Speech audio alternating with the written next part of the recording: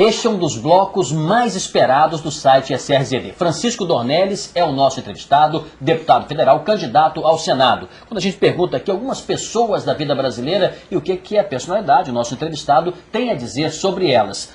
Tancredo Neves, qual a história, deputado Dornelles, que o senhor lembra e acha que tenha sido um bom exemplo da habilidade, da inteligência, da capacidade, do estilo político do ex-presidente? Olha aqui, o Tancredo era uma pessoa que tinha muita firmeza em uma posição e não fazia qualquer concessão em relação a princípios, mas que estava sempre procurando conhecer posições e negociar naquilo que houvesse sempre um interesse público relevante, respeitando princípios. Quando foi a nova república só foi possível graças à habilidade do Tancredo. Nós só conseguimos passar de um regime autoritário, de um regime militar, com o Tancredo articulando, conversando, fazendo concessões naquilo que podia fazer. Por exemplo, a ligação dele com os militares foi fantástica. Ele quando decidiu assumir e ser candidato à presidência da República, ele me chamou no Palácio das Mangabeiras, em Minas. Ele era governador? Ele era governador, e eu era secretário da Receita. E ele me falou... Da Receita em Brasília, governo federal. E ele me falou, eu decidi e vou disputar essa eleição para a presidência da República. E eu queria que você procurasse o presidente Figueiredo e dissesse o seguinte, que eu sou candidato, que eu quero manter um relacionamento muito estreito com todas as forças políticas e que a minha linha vai ser o seguinte, grandes reformas para o futuro. O passado vai ser julgado e examinado pela história. E foi essa mensagem que eu levei e que ele levou a todos os militares. Vamos corrigir, vamos implementar um Estado democrático no país, vamos fazer uma nova república, e o que aconteceu no passado pertencia à história. Isso mostra a capacidade de negociação. Ele não fez nenhuma concessão recorrente em fazer em convocar uma constituinte, em negociar com todos os partidos, inclusive naquela época com o partido, com o PDT do Brizola, e ao mesmo tempo garantir aos militares que o que aconteceu no passado pertenceria à história. Qual era a opinião do Tancredo, por exemplo, de ter assessores, luas pretas, como se dizia na época, cientistas políticos, sociólogos? O que ele pensava disso?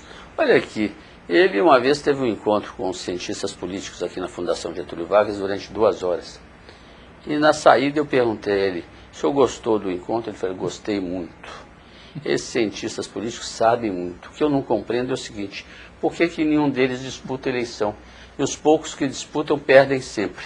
E aí me segurou e falou, em campanha eleitoral você tem que ficar longe de cientista político e de gente complicada. De vez em quando eu encontro uma pelos corredores aí, eu saio correndo.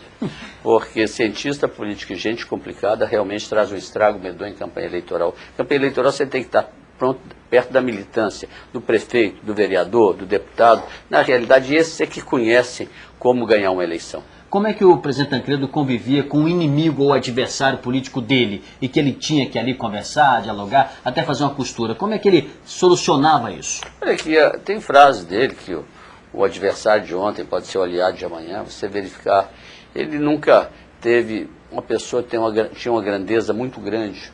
O Tancredo, se você vê, quando ele sempre foi um adversário político do Magalhães Pinto, sempre foi uma disputa muito acirrada em Minas, e anos depois criaram juntos o PP, né?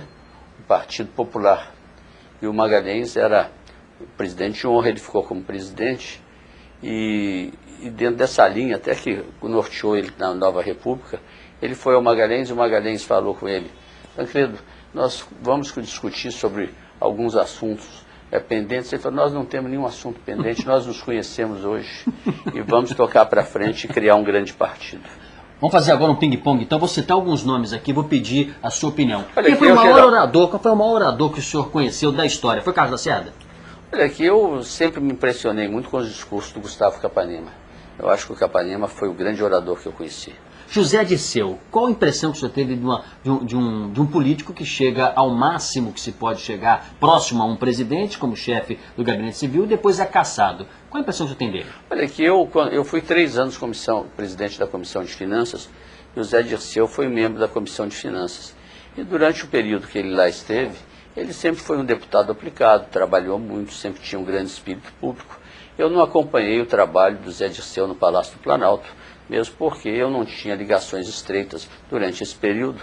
Eu não digo que foi oposição ao governo, porque eu sempre tive uma posição de independência, mas nunca tive contato com o Palácio do Planalto durante o tempo que o Zé Dirceu lá esteve. Com relação à política brasileira e o regime militar, o senhor foi ministro, foi secretário da Receita durante o governo Figueiredo, João Figueiredo. E muita gente o critica por isso. Como pode Francisco Dornelles integrar o governo militar com aquele regime que, até acusado de tortura, foi? Qual a sua resposta? Olha, aqui eu sou servidor público. Eu entrei no Ministério da Fazenda, procurador, me especializei em finanças públicas pela Universidade de Nancy, na França, Universidade de Harvard. Eu fiz tributação internacional, fui convidado pelo Delfim Neto para chefiar a área de internacional como técnico, como funcionário do Ministério da Fazenda. Posteriormente, o Simons, que era nosso amigo da Fundação Getúlio Vargas, professor, assumiu o Ministério da Fazenda e me convidou para procurador-geral. Quando o Delfim, que me conhecia como técnico, me convidou para ser o secretário da Receita, e durante todo esse período eu tive sempre uma ligação muito estreita com o Tancredo Neves, que era o líder da oposição. Você vê, eu como procurador-geral da Fazenda morava no mesmo apartamento do Tancredo, de modo que, e fui convidado para ser o ministro da Fazenda na Nova República, porque eu fui secretário, procurador-geral da Fazenda, secretário da Receita Federal e ministro, não em decorrência de posições políticas, mas em consequência de eu ser um funcionário público, onde sempre trabalhei de forma exemplar, onde sempre fui respeitado, e é na condição de funcionário público que eu chefiei a assessoria internacional do Ministério da Fazenda, fui procurador-geral da Fazenda, fui secretário da Receita e fui ministro também. O Tancredo, quando me escolheu, não me escolheu pelo fato de eu ser sobrinho dele. Né? Fui ministro da Fazenda. O Tancredo não me escolheu pelo fato de eu ser sobrinho. Me escolheu porque eu era um técnico que conhecia do assunto. Se vencer a eleição e for Brasília... Eu vou vencer. Então lá, certamente, você vai encontrar o senador Fernando Collor de Mello, está liderando as pesquisas no estado de Alagoas. Como é que você observa isso? Um homem que saiu achincalhado do poder, podendo voltar agora pelo voto popular. Eu torço muito para que o povo do Alagoas não eleja o Fernando Collor. Eu nunca tive nenhum relacionamento com o Fernando Collor, votei favoravelmente ao seu impeachment, e eu acho que seria muito bom para o Senado não ter nos seus quadros uma pessoa tipo Fernando Collor.